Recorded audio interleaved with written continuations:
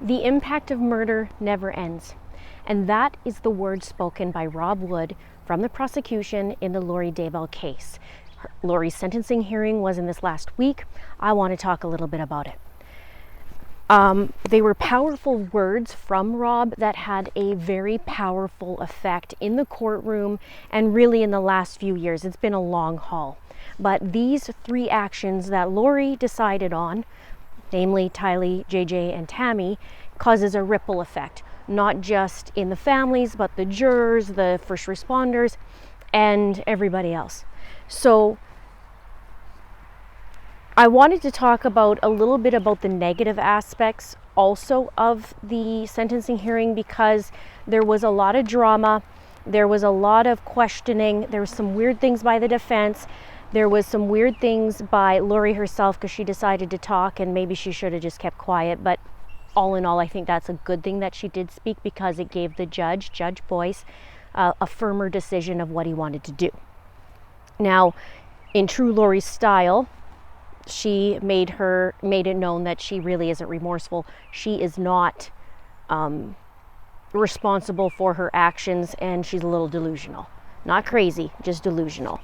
Now, it's been a long 3 years or more, almost 4 years. And we have Chad Daybell still going in court in April of 2024. Now, Lori's been indicted. Lori's going to be extradited now because she was indicted in Charles Vallow's case, who is Lori's fourth husband. And obviously he's dead and she's being charged with conspiracy. So she's going to go to Arizona now. She's in Pocatello Women's Prison. Apparently it's, normal there, for as normal as it could be, I guess. But she's there with the other women and she'll be extradited, but it's going to take like 90 to 120 days. So we won't see Lori deal with Charles Vallow until, I guess that would bring us to November or December. Now, they had the victim impact statements in court, which was, again, powerful as well. We heard from Tammy Daybell's sister, Samantha, and Tammy's aunt, Vicky. And unfortunately, Tammy's mom passed away in June, and so she couldn't speak. So Samantha and Vicky were there on behalf of Tammy's family. We heard Kay Woodcock speak, and we heard a statement written by Colby. Let me just see, I have some notes and I'm trying to figure this out. I know it's a little bit different here, but we're going to do what we can, because this is just how it's going to work. I need to call this simple summer. We just do what we can, how we can do it. So with Samantha, she spoke. There was some interjections by the defense. It's very angering, very maddening. I did a live stream on it, but I wanted to talk this way. I know some people don't watch the live streams.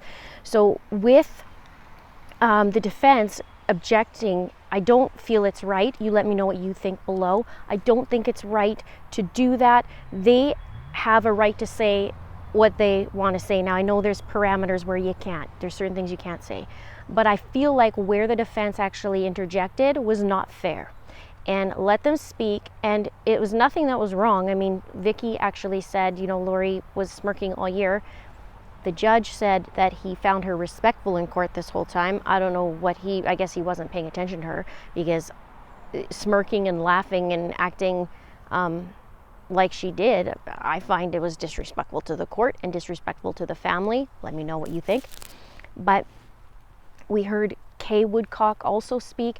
She gave some powerful words. She talked about JJ, she talked about Tylee, and JJ being very, very highly intelligent. We know he was on the autism spectrum and he was autistic, and but we didn't know some of these other things. So it was neat to hear about just how intelligent he was, and reading at such an early level, and that now we never get to see what he would become, and Tylee. And Colby had a very short statement. I thought it would be a little bit longer, but he has spoken for the last couple of years, so it is what it is. And then Samantha I liked a lot, because she kept calling Lori a liar, which is what she is, which ties into the next point of Lori making her statement. She said that she just about died when she had Tylee, which was a first not only for us to hear, but also for the family, because Summer Shiflett, who is Lori's sister, said, I've never heard this story before about Lori having near-death experience, especially with Tylee, so I don't know what she's talking about.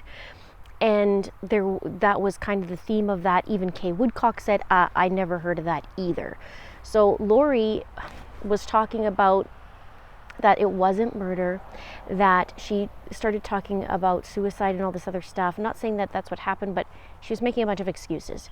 And so the way I read it was basically she was the hero for putting misery out of Tylee and JJ, and I guess Tammy. She called Tammy her dear friend or her authentic whatever it was, and that she talks to Tammy and Tammy visits her, and Tammy's very busy in Beyond the Veil, and so is Tylee and JJ, and that they're happy. And so it's hard to hear, because the question is also, what is a mother, right? What is a mother? I've been thinking about this. I'm a mom. I have 2 kids. And to hear what she did, and to hear how she handled it, and to hear that she even at the end still making excuses, but still getting the last word. That's the thing. That's Lori. She still gets the last word in, and she still says what she wants to say, and that's why she waited this entire time. It's all manipulation. Lori's manipulative. That's all she does is manipulate. We've seen this over and over. Remember, she used to steal stuff from Charles and put it all over. Like she stole everything down to his underwear. Like, it was just childish. So she had to get the last word in, and I guess she did. But it went to her detriment, because Judge Boyce, at first, even though he said, that she wasn't respectful, she said that also, he also said, you are a mother and you killed your children. You could have given them to 1,000 different families in Rexburg, but you chose to murder them. So that was very powerful, and he even talked about disgust being on the juror's face, and that he noted that. So good for Judge Boyce for speaking that, because at first you're a little worried going, what is he talking about? She's lots respectful. That's really weird. But she at the end of the day, he did come through and gave her those 5 sentences. So she's going to be locked up for life, no chance of parole. She can die there. Now let's go to the defense, because that was crazy. That they said that Lori's love. Lori is just all about love. Really, where does a mother show her children love? By killing them? Does does a mother show love by abandoning them? Does a mother show love by lying? I don't know.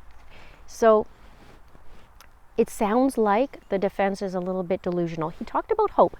Now, don't get me wrong, because when he talked about hope, about wanting to give Lori hope so that she could get out in her 70s, I don't disagree with people being rehabilitated and, facing the consequences of their actions, learning from their mistakes, and then they can change. The issue is not going to happen with Lori. So I'm all for rehabilitation, that people, realize that, holy crap, where did my life go wrong? Nobody wants to be a jerk. Nobody, as a kid, they're not, I want to grow up and be an a-hole. I want to grow up and be a murderer. But these things are happening. Now it's a time of reflection. Can you figure this out? Can you grow? Can you face your consequences and be truly remorseful? And then there's change. And then you can help people, because the defense talked about Lori helping people. Well, you can't help people if you don't actually acknowledge the crap you've done yourself. And if you haven't learned anything, how can you help other people?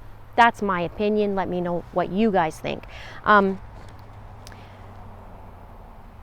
One thing that Kay said that I wrote down was, she wanted to say, but she wasn't allowed to say. She wanted to say, that was the best I could hope for, and he did it. So she will be leaving it in a body bag, leaving jail, just however long it takes for her to get into one. And Larry did say, I can guarantee you Tammy was not in Lori's dreams. She was not friends with Tammy. And I have a few notes here, but you know what?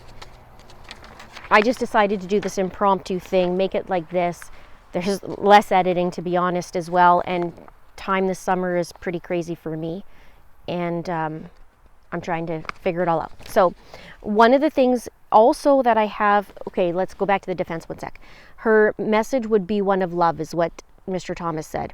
Her motto is, love is the key. Lori is a very misunderstood person. The family says she's delusional. The family said before she was lovely, and then the last, 5 years she's been delusional.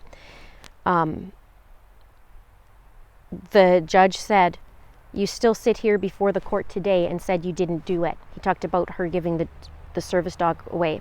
He said, you moved to Rexburg, a community where you could find 1,000 random families to take your children, and you brought them here to murder them.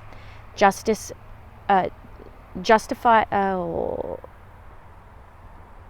something about going down a giant rabbit hole, and says you're still down the rabbit hole. While you were enjoying your new life in Hawaii, countless officers, volunteers were searching for your children, and I don't think you have any remorse and knew they were dead. The kids were found dead, burned like animals. And he talked about blood money. So it was very interesting. So Summer Shiflett was interviewed as well after, and she talked about how Tylee and how she was happy and funny, and Lori talked about how Tylee struggled with pancreatitis. She acted like she was a martyr and that she did them a favor, is what she did. So she can just, go where the sun don't shine on that one. You know how I feel. Larry says about Chad Daybell, I want him in trial. It can take a month, 2 months, 3 months. We'll be there.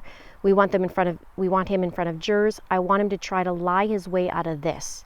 Do I think he's going to speak? No. I somewhat don't know what that is because my printer is a little bit wonky. Basically saying he has to face what's happening.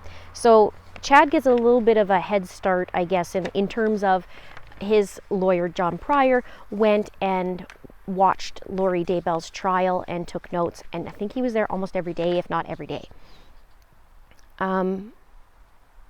That's pretty much it. One of the things is Tylee would have turned 21 this year and JJ would have turned 11. And if Lori's all about love, why isn't her children there to enjoy life? And Tammy, we can't forget about Tammy, what she did. Lori screwing around basically on Charles with Chad, and then Chad doing the same thing to Tammy, and then Tammy ending up dead also, and in that kind of thing, in that circumstance. So thankfully, Lori's going to jail. She's going to be gone for a long time. We go to actually see Brandon Boudreau also. We're going to do Charles first, and then whenever Brandon Boudreau, I don't know when that is. And then that takes us to the end of the year. So maybe we can get a break from Lori and I don't have to talk about her for a couple months. Unless she does something or whatever, something happens. Maybe Melanie will also face it, because Melanie, it's time for her. It's time for her to get in trouble as well. I fully believe that. She was part of that. I've done tons of videos showing that she needs to get reprimanded. She needs to be accountable too, and she's not. So I wonder what's going to happen with that. So stay tuned. Stay tuned for the next video. This might be what I call simple summer. Sometimes I'm just going to have to put this on, and then we're just going to have to record and go from there. And it saves me a lot of time from editing too. Right now, editors are not available. So we're just hang tight. This will be something different, something new, and we're in the summer. So at least it's not snowing. We'll talk to you soon. We'll see you in the next video. Thank you so much for watching. Don't forget to subscribe. Bye.